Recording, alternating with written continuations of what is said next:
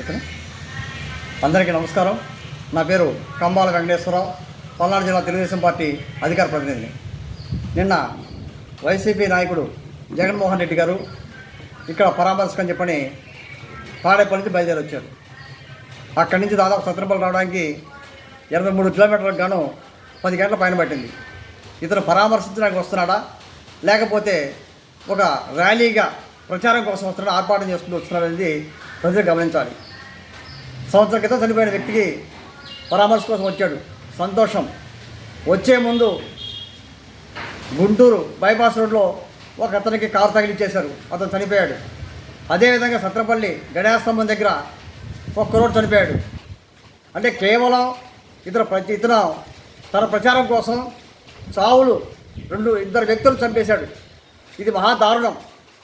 అయ్యా, నువ్వు పరామర్శకు వస్తున్నావా, చావు కోరుకుంటూ వస్తున్నావా, నాకు అర్థం కావట్లేదు. నిన్న మాట్లాడుతూ కులాల గురించి మాట్లాడుతున్నావు. ఇప్పుడు ఒక కులం మీద ద్వేషం పెంచుకొని ఆ కులపోలతోటి వాళ్ళని తిట్టించుకుంటూ వస్తున్నావు.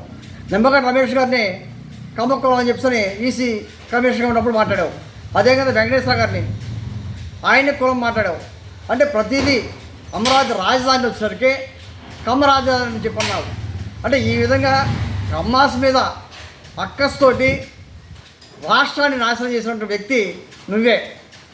రాష్ట్ర ప్రజలంటే అన్ని కులాలు, అన్ని మతాల వాళ్ళు ఉంటారు.